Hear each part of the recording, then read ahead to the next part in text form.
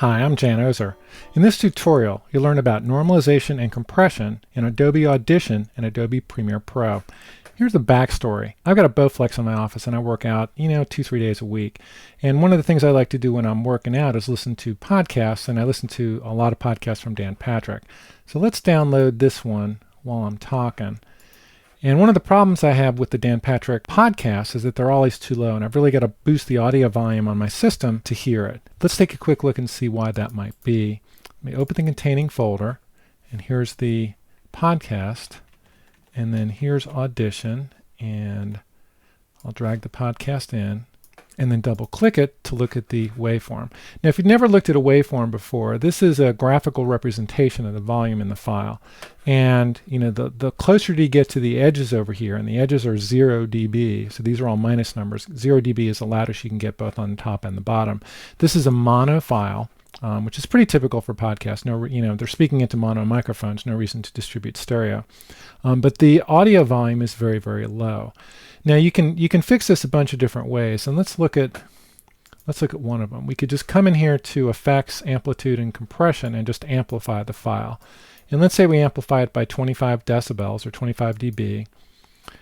What we see is flat lines here, which is called clipping. And typically when you see clipping, you think distortion. It'll sound distorted, and that's something you typically want to avoid when you're boosting the volume on a file. What you'd like is some function, let me undo this. What you'd like is some function that boosted the volume of the entire file as much as possible without introducing distortion into it. And that, in essence, is what normalization does. So if we normalize the file to minus 0.1 dB, which is just below the 0 dB over here, we see the volume goes up until we see this is just about touching, this is just about touching, this is just about touching, but there's no clipping, there's no distortion.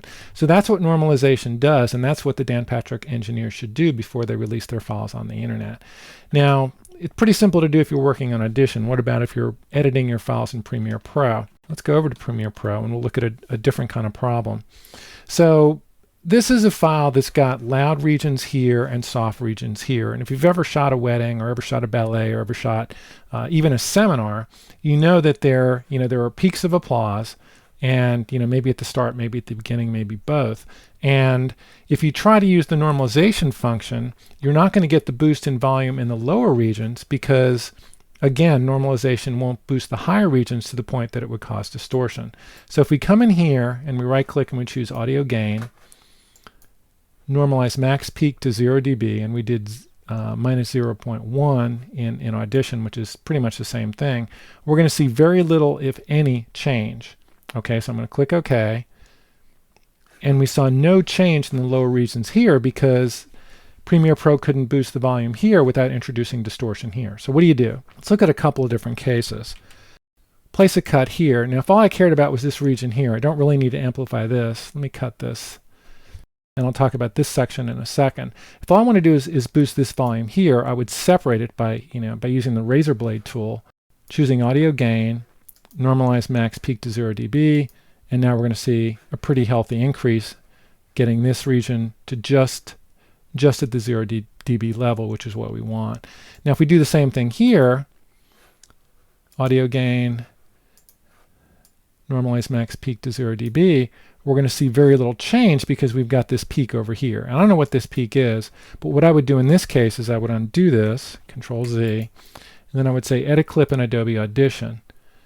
And then here's the peak that was causing the problem, and I would highlight that, Favorites, Auto Heal, and this is going to remove the peak.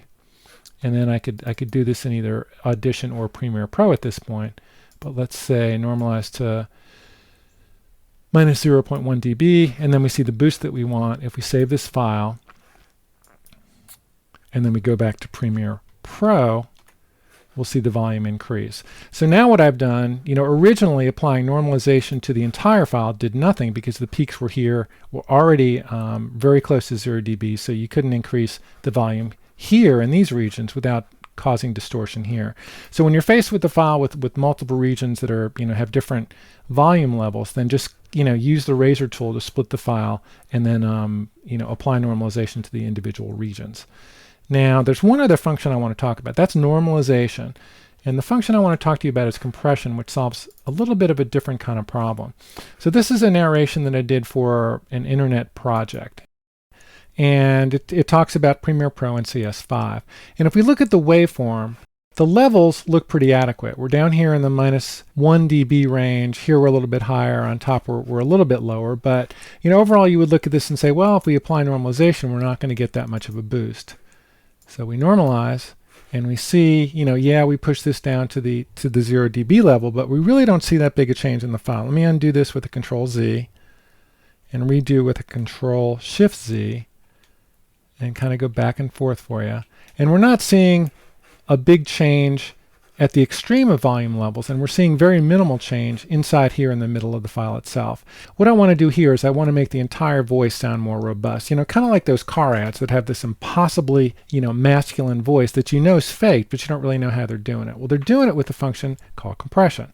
And choose Effects, Amplitude and Compression, and Multiband Compressor. Now this is a different kind of compression than streaming compression. This isn't AAC or MP3. This is audio compression. And if we load the effect, we'll see that there's a bunch of different presets that you can use for different purposes. Here's a guitar one, hiss reduction, and here's internet delivery, which is what we're going to use for this particular file. So I'll choose it, and I preview by clicking this button here, and then I toggle the effect on and off using this button here. So I'm going to preview, toggle it on and off so you can hear the difference. Going back to Premiere Pro, you can also drag a sequence into the Adobe Media Encoder. Just click the sequence, drag it a bit, switch back over to the Adobe Media Encoder. Here it is.